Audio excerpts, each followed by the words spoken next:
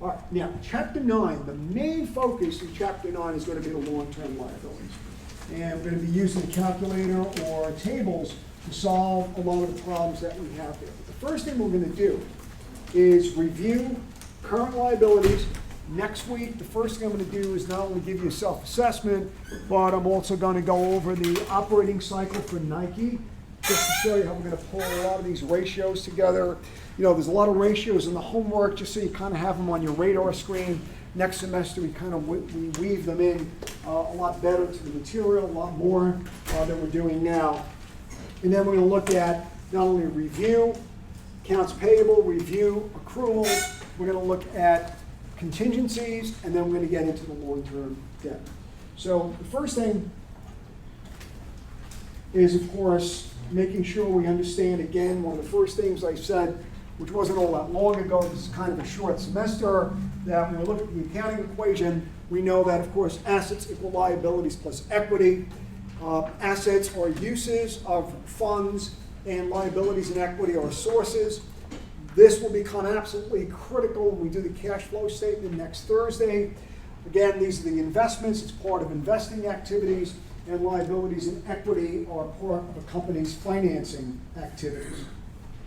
When we think of liabilities as a source of financing, we know that for short-term liabilities are liabilities that would be due and payable within 1 year operating cycle, whichever is shorter. The important thing about current liabilities, and that's mentioned a couple of times in this chapter, is that if you can continue to finance using current liabilities, you want to be you benefit in the sense that there is very little interest cost on a current liability. Long-term debt, of course, requires that payments have to be made over several years, and there is a cost of financing there, which could be substantial and could reduce profit. Now, you know that, I guess, from the economic or the finance standpoint, what you would want to do is, if you incur long-term debt, use that in a long-term investment that would generate a greater return than the cost of capital. It kind of makes sense. So if you were going to borrow money on a long-term basis, what would you use it for? Something like an asset that has tangible value and expect to have value in the future, like a home, right? So, and I've seen this was a big problem in the United States economy for a long time.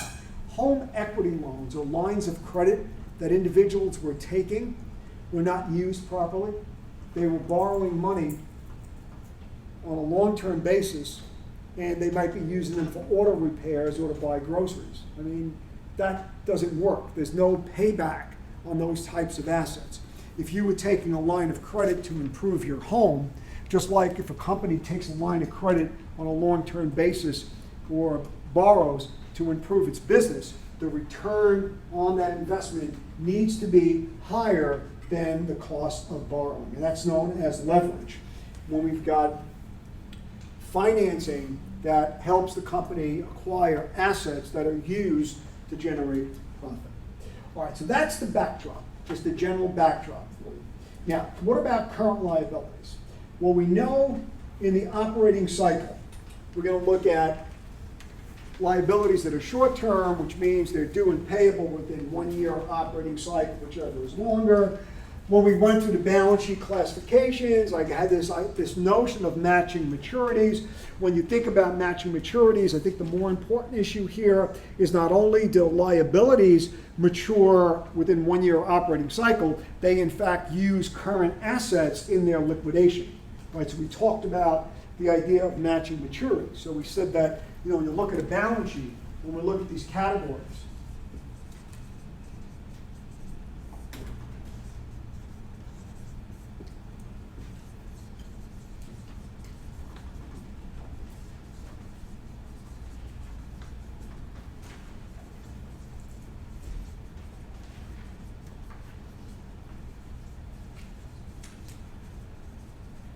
so we know that we try to match maturities by this type of category or by this type of disclosure. By using these categories, what you're telling the reader is that these liabilities are due and payable within 1 year or operating cycle. We looked at the cycle many times as the cash-to-cash cycle. Typically, there's more than one in each year. Could be it takes you more than a year to complete a cycle. You know, shipbuilding, long-term projects. But not only does this liability become due and payable within 1 year operating cycle, it's going to use up current assets or create other current liabilities in its liquidation. So you expect that to pay off the current liabilities, you're going to be using current assets. So that's why those categories tend to be extremely important. Now, in operations, the list of current liabilities would be, of course, accounts payable, which we typically see as being related to inventory acquisitions. We also have accrued liabilities. That would be a whole host of liabilities like salaries, utilities, rent. All of those payables would fall into the accruals, insurance. And then deferred performance obligations, those are advanced collections. Those are deferred revenues, as the term is generally used. So those are your operating liabilities.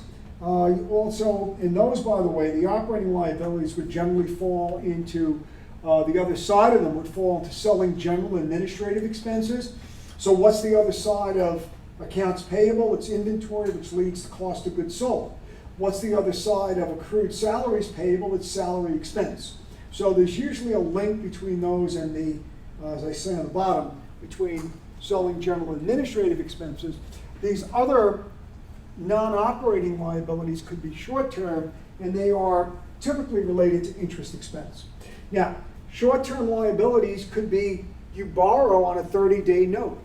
You borrow on a 30-day loan, a 90-day loan. Current maturities of long-term debt, as we said, is this reclassification out of one category into the other. So here you could have long-term debt.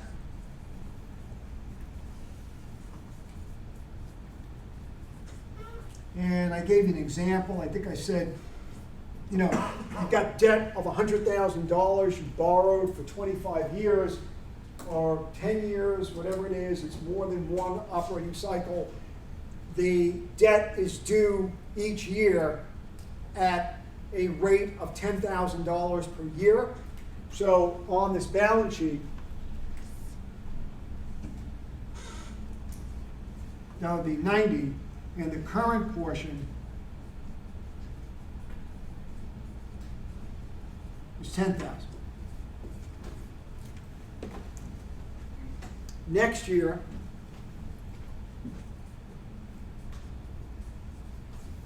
the current portion is still what? 10,000, but long-term debt goes down to 80. So every year, 10,000 is due. Yep. On the books, is that two separate payable accounts? Yes. Or you can leave it in long-term debt and just do the classification on the balance sheet. What do most people do? Internally, you would probably make what this would probably be, just based on my experience, is a worksheet entry, meaning that when you're pulling the financials together, you make that worksheet entry on Excel, and then every year it's programmed to do that just for financial reporting purposes. So you only have one liability, the long-term debt liability. And that gets reclassified each period when you're reporting. It's not wrong if you had two separate accounts, but typically you would just see this as a worksheet entry. You're going to find out when you go on audit internships that lots of the adjustments, like a lot of our adjusting entries that we make, those are just done on a worksheet basis.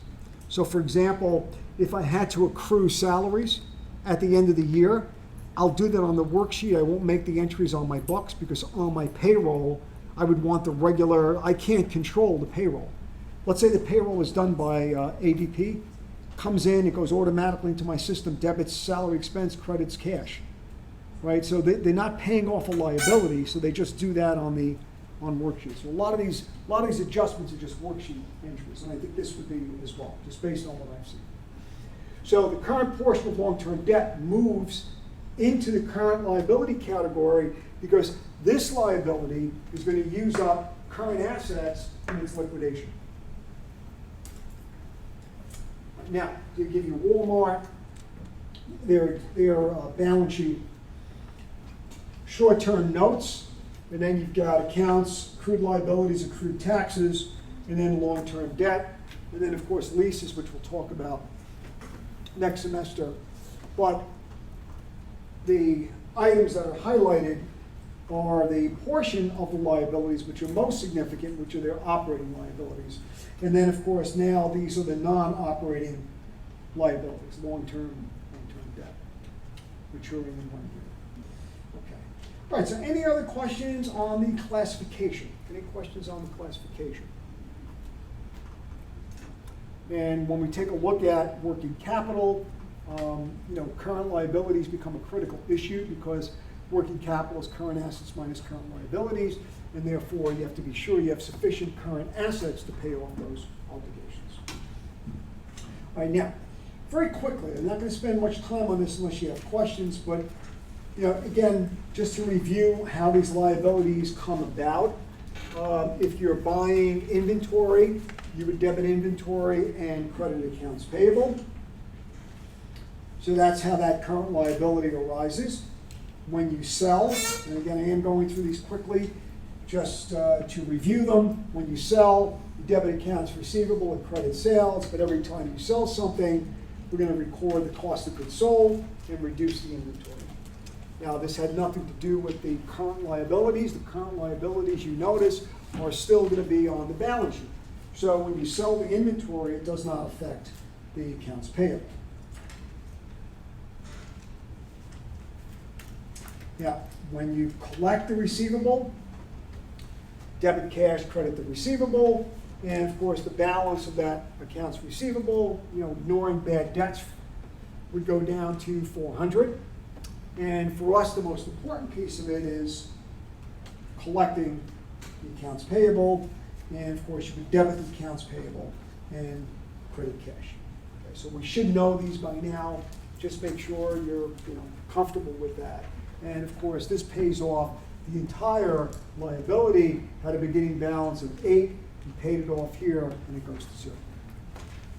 Now, one of the things we talked about, and we didn't really do too much on this, are discounts. Now, these are not trade discounts. A trade discount is different. A trade discount establishes the invoice price. A cash discount reduces the invoice price. So a trade discount is something like if you buy, 7 or more items, the price goes from $100 to $95 each. That's a trade discount. So that establishes the price. A cash discount is a discount that is given to you for early cash payment. It's an incentive to pay early. The reason why you want to pay early might be just to get the lower price. On top of that, we'll look at this as really being a cost of financing if you don't pay it early. The seller, of course, wants to get their cash as quickly as possible. So even though they get less cash, they have it sooner, and they can use it for investments. And this is quarterly credit terms. So we talked about this. Your invoice could say $210 net 30. That means you get a 2% discount if you pay within 10 days. Otherwise, the full amount has to be paid within 30 days. Now, again, you would take this discount in order to reduce what you don't necessarily see now, but is really a cost of financing. And that's why we talked about the notion of financing up front in this chapter. Now, there are 2 ways to account for this discount, a net and a gross method.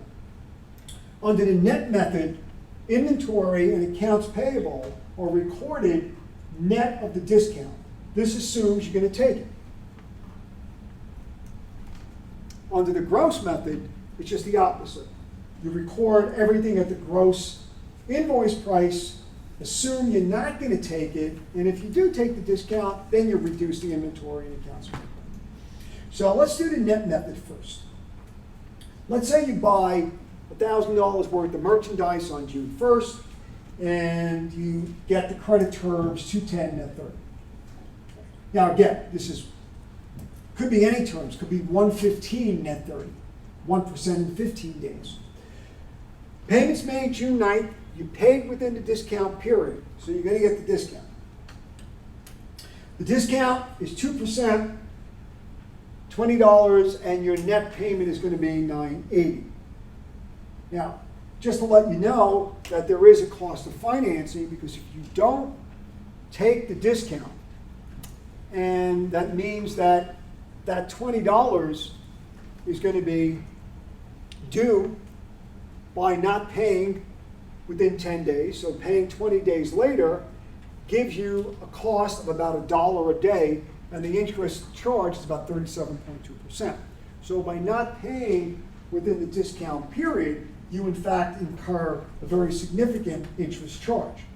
But again, that's something that we would have to determine whether or not we're going to take this discount, and on top of that, whether we use the net or the gross method. Now let me give you another example. Let's assume that you buy $160 worth of inventory. Once again, the terms are 210 net 30, and the discount is $3.20. That means that the net amount that you would expect to pay if you're taking the discount is $156.80. So we're saying that the gross invoice price is $160. The discount is $320 rather.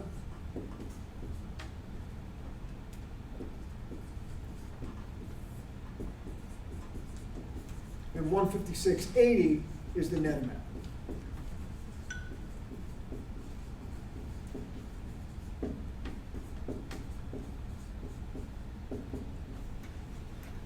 So the question becomes, how do we record this? Do we record it at $160, wait till we take the discount, or do we record it at $156.80? The net method presumes you're going to take the discount. That's the net of discount method. And that is going to result in recording the inventory and the payable at the net method. So you debit the inventory, credit the accounts payable for $156.80. It presumes that you will take the discount. Now, if you pay it within the discount period, nothing happens, because you're going to pay $156.80. You expect it to take it, so you debit the payable and you credit cash. So under the net method, you record everything net of the discount. If you take the discount, you expected it, no adjustment.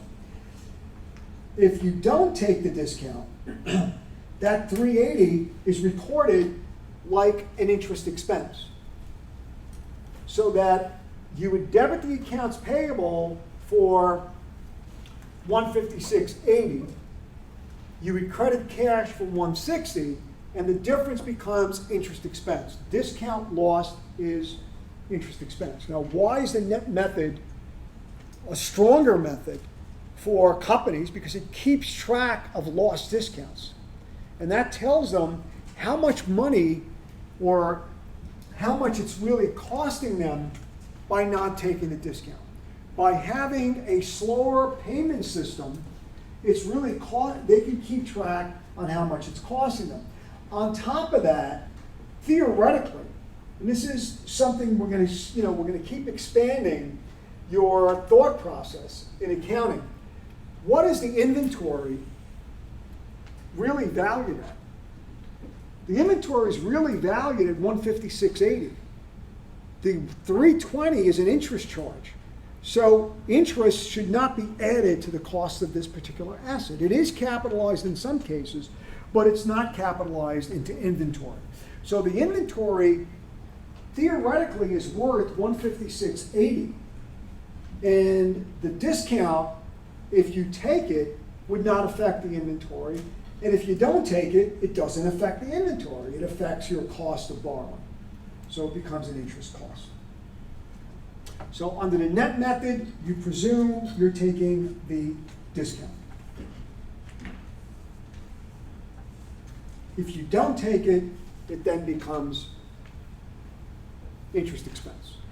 It does not affect the cost of inventory, which theoretically makes a lot of sense because the inventory should not include the cost of financing. All right, so any questions on the net approach? Okay, and you really have to think about this as a cost of borrowing. It's important that we look at it that way. Although we're borrowing on a very short-term basis, there's no formal interest rate stated. By not taking the discount, you incur that interest expense. All right, anything else or any questions, I should say? Now, the common, believe it or not, the more common approach is the gross method. And what happens here is you capitalize the inventory and accounts payable at the gross amount of the invoice. If the discount is not taken, you don't do anything because you're assuming you won't take it. If the discount is taken, then the inventory is reduced. So in this case, same story, except that you record, and by the way, this is incorrect. I just caught this, didn't have a chance to correct this. This is the gross method. This is not the net method, it's the gross method. It's not the net method, it's the gross, so make that correction. All right, so if I buy the inventory and I assume that I'm not going to take the discount, I value the inventory at 160. So I debit inventory and I credit accounts payable. If I take the discount, then I have to make my adjustment.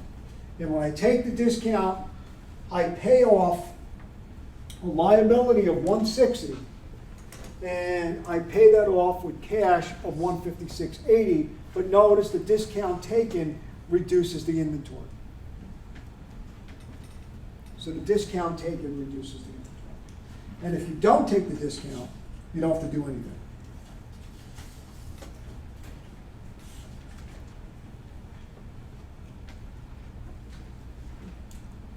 So if you take the discount, you get to the same place you were with the net method. But the problem is, if you don't take the discount, then the loss and the interest expense is not reflected. So if the discount is not taken, the lost income, or I should say the expense, is not reflected. So that's the only problem. Yeah. Does that mean the first method decreases the tax burden because cost of goods sold is going to be affected by that, right? Because if you suddenly don't pay, it's an interest expense. Yeah, and in either case, you get the same result, because if you don't pay, if you don't take the discount, the inventory still stays at 160 here, right? And it flows through the cost of goods sold. If you don't take the discount under the net method, then this is a good question. So let's make sure everyone understands. The question is, what about the financial statement effects? Although you get the same bottom line, what would happen? So if I use the net method,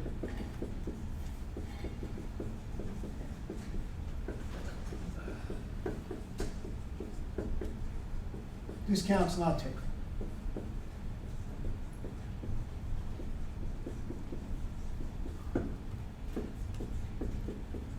Cost of goods sold here is 160. If I don't take the discount. Cost of goods sold here is 156.80.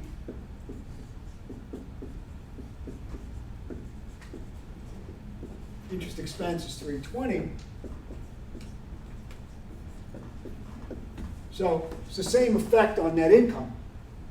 However, the classification is different. Because now, under the net method, you have a higher gross profit, but you now have a lower or a higher interest expense, but the income stays the same. So it's a matter of classification if the discount is not taken. If the discount is taken, then we get the same COGS. Because then everybody's got the inventory at what? 156.80. So if the discount is taken, the cost of goods sold is the same. So it's a good question. How would you see that as an investor on I'm sorry? How would you see that as an investor on the income statement? Well, no, you wouldn't see it because it would be buried, cost of goods sold would be buried. Yeah, the profit margin. And profit margin, yeah, so somebody using the net method that doesn't take discounts would have a higher cost of financing. In the sense they have a higher interest expense. You'd only see it through the ratios. You would not see it through, unless it was extremely material and then becomes disclosed. And the company tells you that our interest expense increased for fiscal 2016 because of failure to take discounts. But otherwise it's buried. That's a great question, and the answer is it gets buried in the cost of goods sold.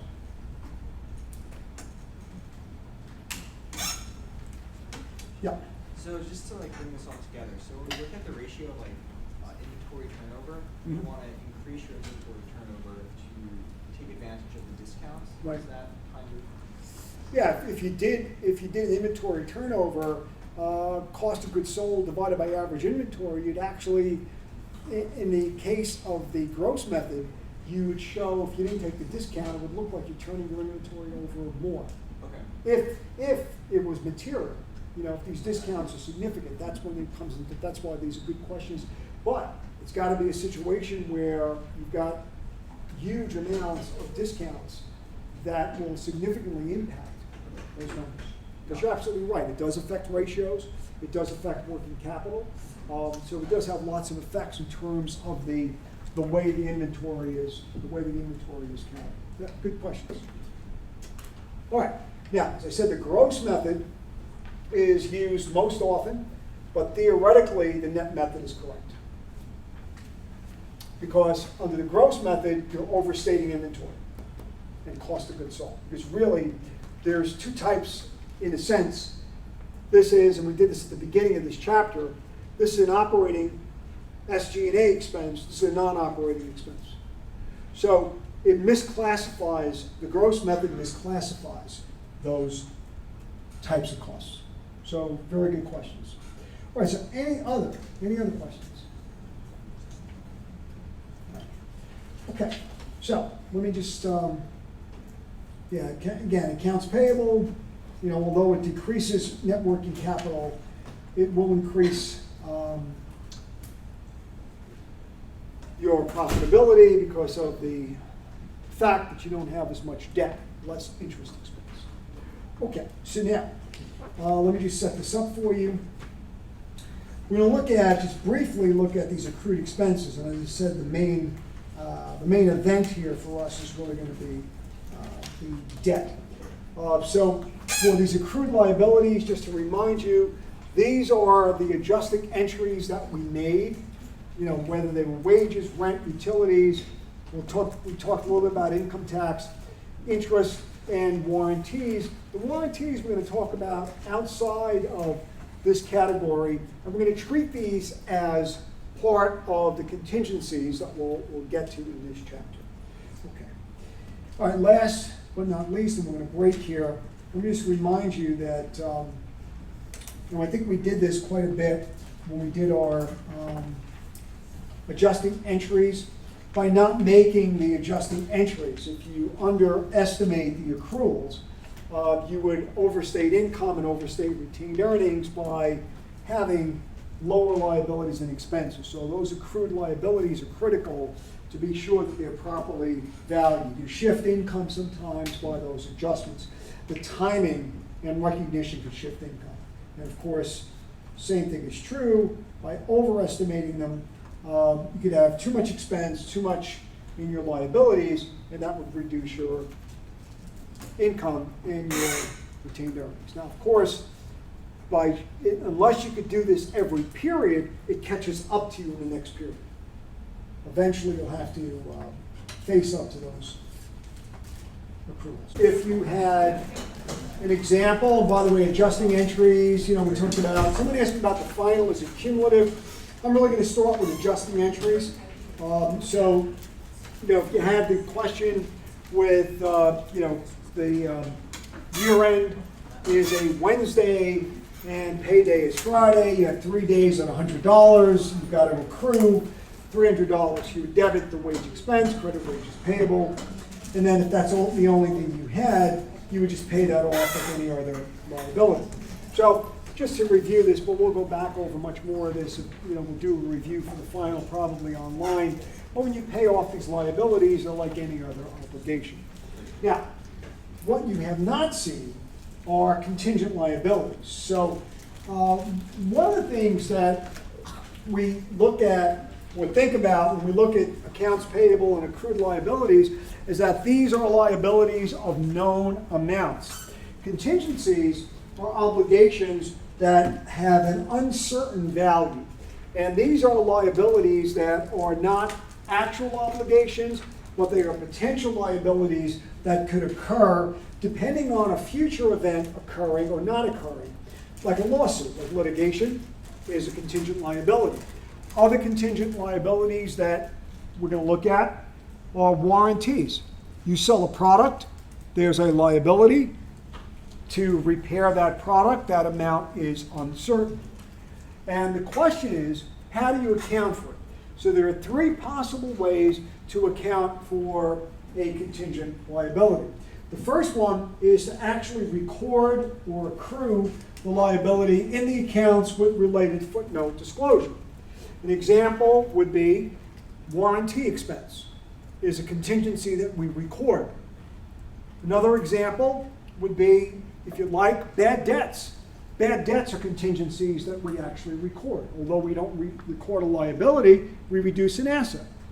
Other examples might be other types of obligations that we know are going to happen. We don't know the amount, but we know they're going to happen, such as cleanup costs, environmental costs to clean up a site that you're using for exploration of a natural resource. The second is if I don't have, we'll talk about certain conditions, you can just put it in a footnote. And the third option is no disclosure only. Now, these accounting methods are going to depend on the level of probability and the level of reasonable assurance with which you measure the liability. So,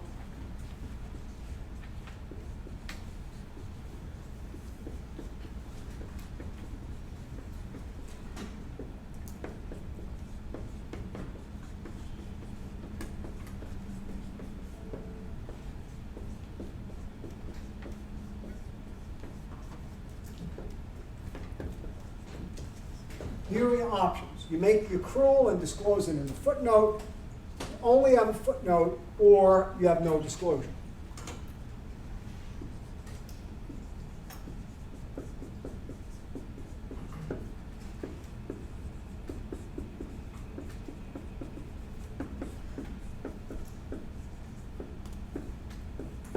All right, let's see what we do with each. In the first case, in order to accrue the contingent liability in the accounts, two conditions have to be met. And these are not defined with any bright lines or numbers.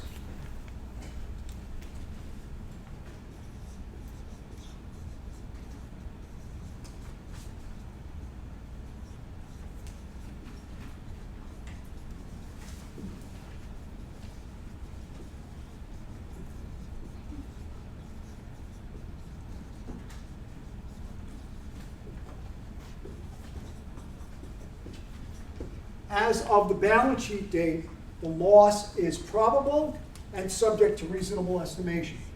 That will allow you to record the contingency in the accounts. An example would be a warranty on a product. You know, based on past experience, that there is a high probability that products will come back for repair, and you can estimate the amount. Probable under US GAAP is about 70 to 75% in practice. Under IFRS, it's slightly over 50%. Actually, under IFRS, once you record something, they don't call it a contingency. It's just a matter of language. They say once it's recorded, it's not a contingency. Contingencies are only in footnotes, which kind of makes sense because once you book it, it's no longer contingent in in their terminology. Now, this is subject to a lot of judgment. If the probability is reasonably possible, maybe that's 60%, maybe it's 51%, or cannot reasonably be estimated, then you put it in a footnote.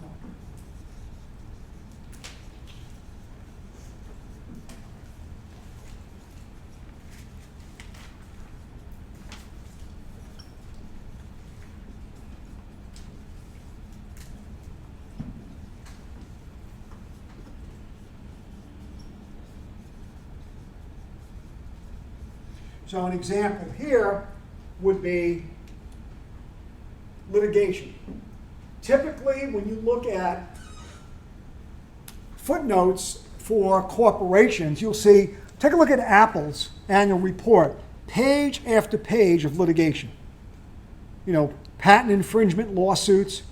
They'll describe the lawsuit and say, based on advice from legal counsel, we believe that this will have a immaterial effect on our financial position, or they'll say that, you know, we're being sued for this amount. We expect the range of damages to be in, you know, between a certain amount. Now, no disclosure, no accrual is remote.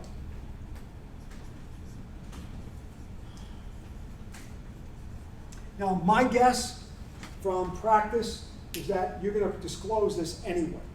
I mean, if you're being sued, unless it's completely frivolous, completely insane, some totally, you know, ridiculous lawsuit, you're going to disclose it. Because if you don't disclose it, if the litigation comes to pass, you would be, I think, in a little bit of a difficult situation if that was never disclosed to stockholders. So that's a situation where we'd say, we don't have any range of damages, but based on legal counsel, we do not believe it's going to be significant. Now, this type of judgment is something that we do not make in a textbook. This type of judgment is something that you don't make at a you know, lower staff level. This would be made probably at the partner level, and of course with advice from legal counsel. But here are the examples. I mean, warranty cost would probably be recorded, restructurings are probably recorded, lawsuits and environmental claims are definitely disclosed. Some environmental claims would actually be recorded depending on the information that you might have at that point. IFRS, pretty similar in reporting contingencies. It's very different, and we'll see that next semester. It's very different because it's a little more stringent in the following way. The obligation really has to exist before you record them, but that's because once they're recorded, they're no longer called contingencies. So it's pretty interesting, and they book them pretty quickly. So once they know there's a liability and their definition of probable, and we'll debate this next semester, the definition of probable under IFRS is slightly over 50%. Under US GAAP, probable is around 70% in practice. So theirs is a little bit different. Contingent assets, IFRS does allow contingent assets if recovery is virtually certain. US GAAP does not. US GAAP will not allow you to put a footnote or book a gain unless it was already settled. So we're a little bit more conservative than IFRS is at that time. All right, so that's the backdrop. Now, let's apply this to one case. Let's use the warranties, and that's when we're going to book the warranty liability. So we know that liabilities for warranties come about because a manufacturer makes a promise to repair or replace defective products within a specified period of time. The estimated cost is pretty easy. It's based on past experience. But why do we record this? This is the same logic, and this is what's going to happen. If you think about the logic for bad debts, why do we record bad debts in the year of the sale? What's the logic behind that? True and false explained. We record bad debt in the year of the sale. right? So everyone's going, wow, now what? Well, why do you record it? Why do we record bad debts in the year of the sale? Why don't we wait until you actually have the bad debt? Well, you have to like account for the risk that comes along with the accounts receivables. So you Right. kind of have to, basically, since you're reporting your accounts receivables, you have to like report a risk based on some sort of estimation. Right, so first thing is that the risk of loss is actually incurred at that point. And it also means what with respect to sales? If you don't sell on credit, what happens to your sales? Go down.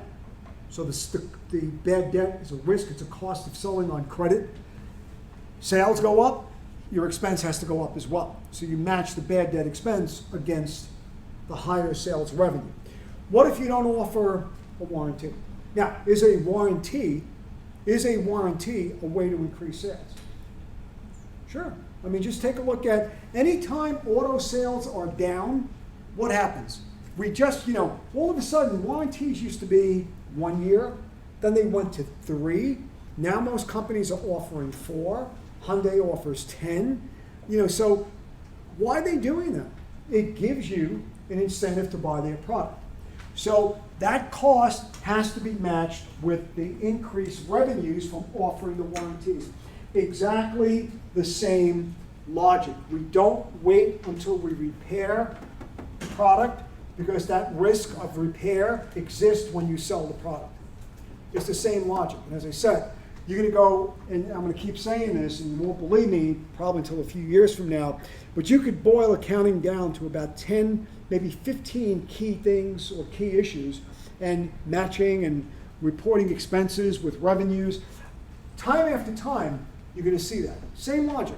When does the risk of loss exist? It exists as soon as you sell the product. It's not when you repair it. When do your sales go up? When you offer the warranty. It had nothing to do when you repair it. It's the same idea. You create a reserve, a cushion, an allowance. We call it a warranty liability, but it's exactly the same. When we wrote off bad debts, when you write the bad debt off, does expense go up? No. You write it off against the allowance. You debit the allowance account and you credit the receivable. Guess what happens when you fix the product? Do you have another expense? You write it off against the liability. The liability was the cushion. Same fundamental principle. You just replace warranty expense with bad debt expense.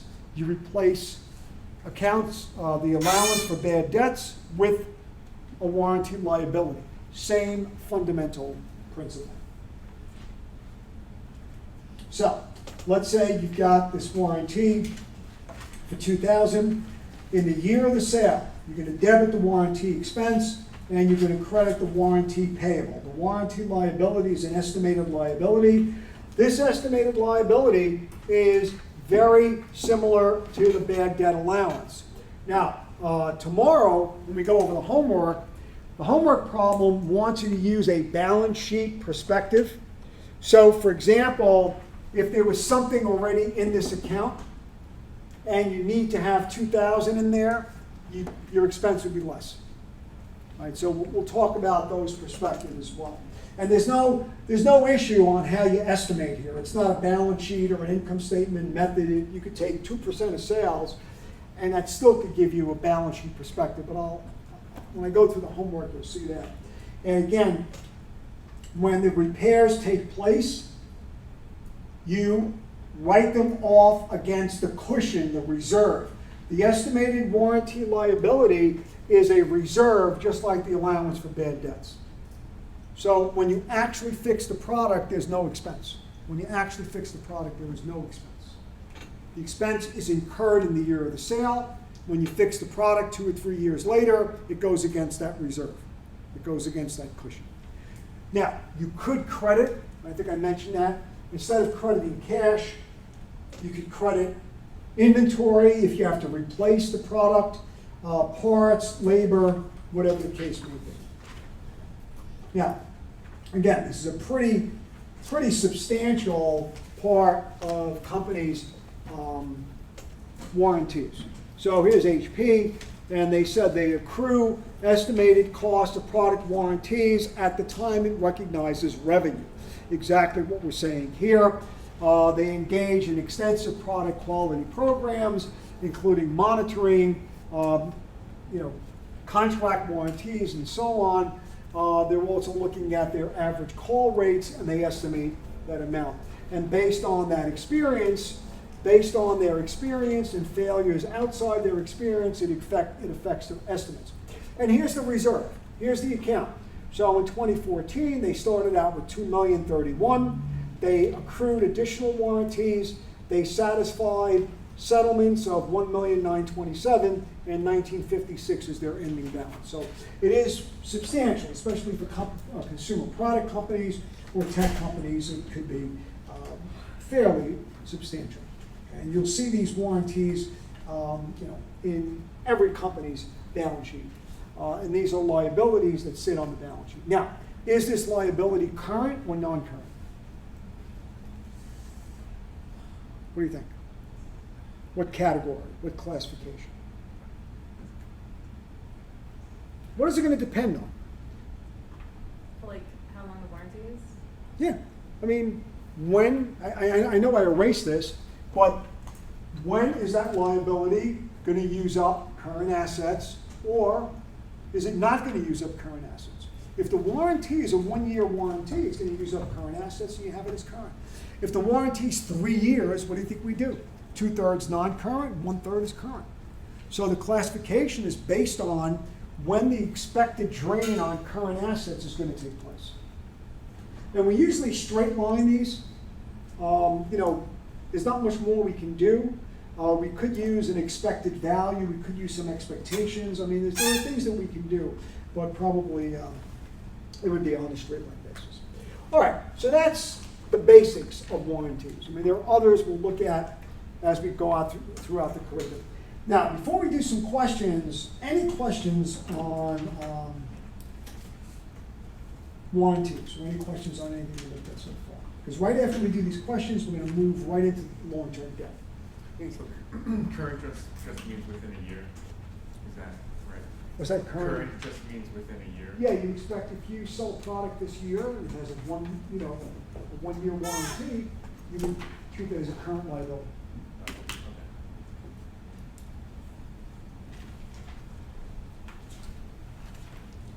Some warranties, like auto warranties, could be 4 years. And that means 1/4 of that would be current, and 3/4, it's almost like insurance, like an insurance policy. Now, these are not, by the way, these are base warranties. These are not extended warranties. The extended warranties are separate products that you sell. All right, so if you buy an extended warranty, you're buying a separate product. These are not. These are the base warranties. This is what you get without paying anything else. And as I always tell you, don't buy an extended warranty. What? I'll tell you why. Because you're going to buy an extended warranty the same day you buy the product. You're just paying for something that you're getting for free for the first year. And you could always buy them. I don't know if you know this, you could always buy contracts later. So as soon as your 3 years are up, you buy another one. You just buy one from somebody else. Anyway, again. So this is pretty straightforward with warranties, right? Because you have an aging, Right. almost like an aging approach. I'm just a little bit confused.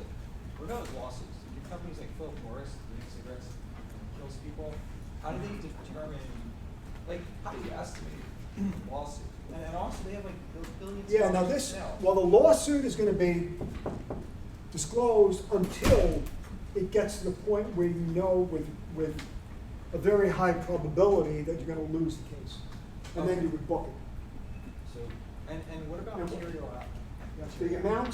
The amounts of the lawsuit are based on estimates from legal counsel. I'm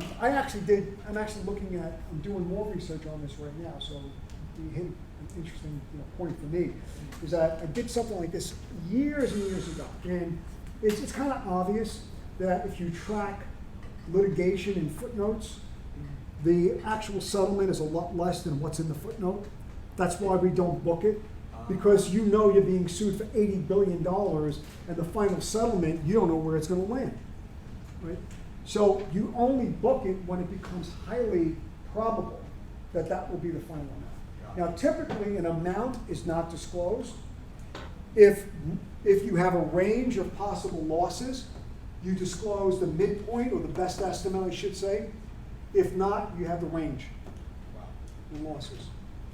So what I'm starting to look at now is what happens with IFRS versus US GAAP because of their definition of probable with respect to litigation. Yeah. Like when does IFRS move out of a footnote and book the litigation? At what point? They have different triggers just to see if that would matter. But just based on what I've seen historically, it's common sense that the initial lawsuit could be for a phenomenal amount. Right. And if we book that, what would we do if we didn't lose that amount? We'd have to reverse it out and take it into income, which now becomes a smoothing mechanism.